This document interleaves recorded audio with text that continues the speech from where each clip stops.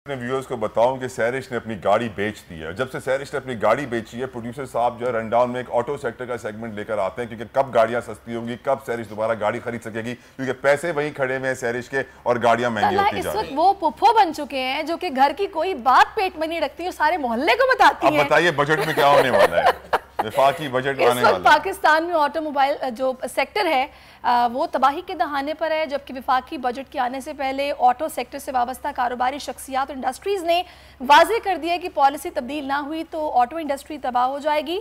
और इस पर हमें बात करनी है। माहिर हमारे साथ हैं। एचएम शहजाद साहब हमारे साथ मौजूद हैं। All Pakistan auto dealers association से उनका ताल्लुक है, उनको लीड करते हैं। Thank you so very much Shahzad sahab. उम्मीद करता हूँ आप खैर व आफियत के साथ होंगे। बजट से कोई तवक्को आपने लगाई है तो क्या मैं ये कहूँ कि बिल्ली के ख्वाब में चीचड़े? थैंक यू सलाह, बहुत शुक्रिया।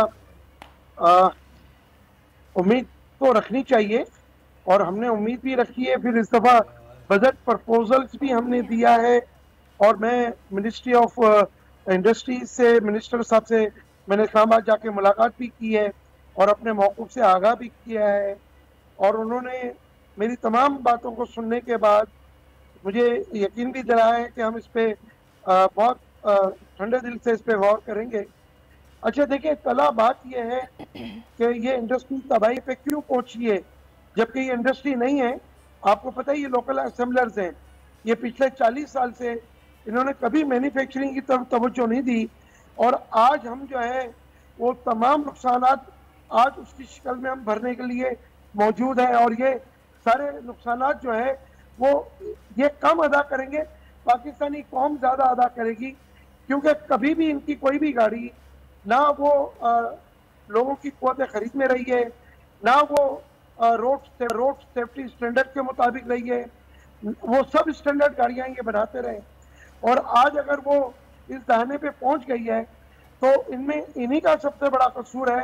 क्या सुजुकी को 40 साल हो गए, टोयोटा होंडा को 34-35 साल हो गए। हम आज तक मैन्युफैक्चरर नहीं बने और दुनिया की महंगी तरीन असम्बल्ड शुदा गाड़ियाँ हम आवाम को बेचते रहे हैं। आज देखें ना कि मैं और आप कई प्रोग्राम कर चुके हैं और जितनी मालूमात मुझे है माशाल्लाह इतनी ही मालूमात आपको भी है। कला यही सुजुकी अगर आल्टो की बात करें तो हमारे यहाँ 27-28 लाख की हो गई है जी हाँ। और यही गाड़ी अगर हम इंडिया की बात करें तो मारुति भारत वन वो इंडियन तो ये अभी मुझे ये बताएगा, कुछ देर पहले तो इन्होंने ये withholding tax I think so कुछ कम किया था, वो गाड़ियों की कीमतें कुछ नीचे आई थी। तो ये जो एक्सपेक्टेशन हमने लगाई हुई थी कि अब जब बजट आएगा तो ये मजीद कम होंगी, ऐसा यानी कुछ नहीं होने जा रहा। कुछ नहीं होने जा रहा। एचएम शहजाद साहब ने बड़ा अच्छा पॉइंट रेज किया कि हम जब तक खुद पाकिस्तानी गाड़ी बनाएंगे नहीं, हकीकत तो ये है कि अगर एक बैटरी भी बनाने पाकिस्तानी निकलते हैं तो उसके लिए पेपर बाहर से आता है तो वो बैटरी बनती है। हम एक बैटरी नहीं बना सकते, गाड़ी तो दूर की बात है, हम सिर्फ असेंबलर्स हैं।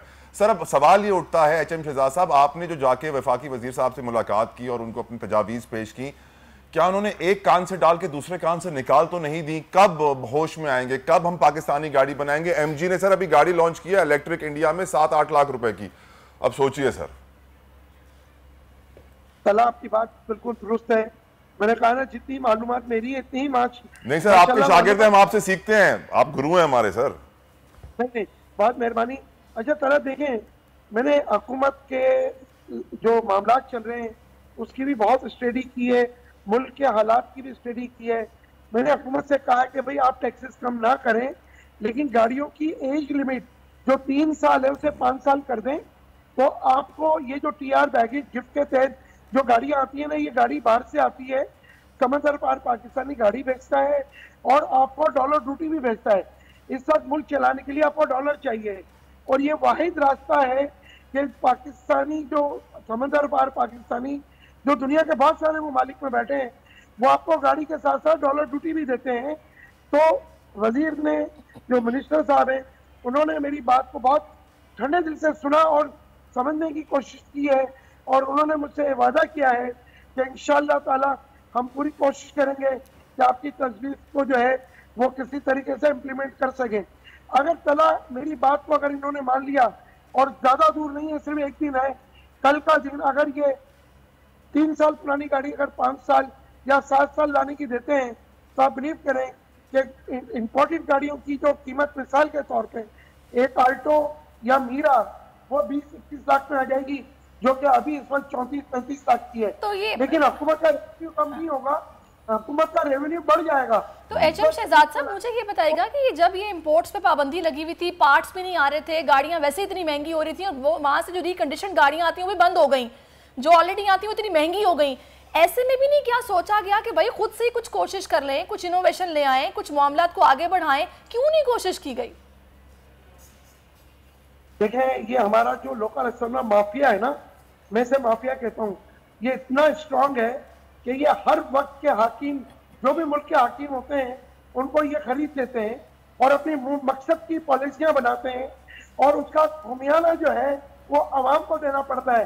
जैसे आप और मैं, हम चाहते हैं मेड इन पाकिस्तान गाड़ी हो और कुव्वतें खरीद में हो। हर एक पाकिस्तानी जिसके 4-5 बच्चे हैं, मियाँ बीवी है, वो चाहता है कि मुझे एक छोटी अच्छी मेड इन पाकिस्तान गाड़ी मिले। लेकिन आप यकीन राइट सर, शहजाद साहब एक गुजारिश है आपसे करनी है पर्सनल सर। पाकिस्तान की हिस्ट्री के तमाम स्कैंडल भूल जाएंगे। राइट, अगर उनकी आपने इंक्वायरी कर ली कि इन्होंने 2-2 हाथों से पाकिस्तानी कौम को भी ऐसा ही लूटा ऐसा ही और है, पाकिस्तानी अवाम को भी लूटा है। बिल्कुल सही कह रहे हैं, मैं मुत्तफिक हूँ आपकी इस राय से कि मोनोपोली ने आके पाकिस्तान को तबाह किया। ये बताइए, सहरिश को सस्ती गाड़ी दिलवानी है एचएम शहजाद साहब, आपके पास माशाल्लाह से कोई 200-300 शोरूम तो आपके अंडर है हाथ के, तो एक सस्ती गाड़ी सहरिश के लिए प्लीज एचएम शहजाद साहब, एल्टो की तलाश है इन्हें कोई सस्ती। कितने हम दर्द तालाब में ना, इसको पूरा करें।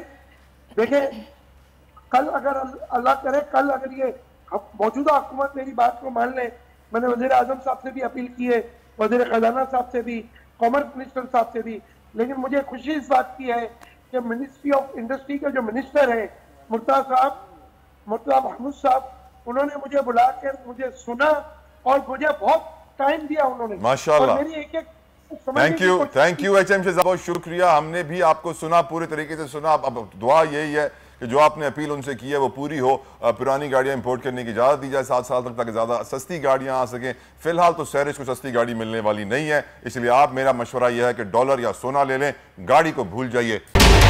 बजट 2023, वादों से इरादों तक का सफर और इससे जुड़ी अवाम की नई उम्मीदें। सरकारी मुलाजिम, मजदूर या हो कारोबारी, टिकटिकी बांधे सबकी नजर है इस साल के बजट पर।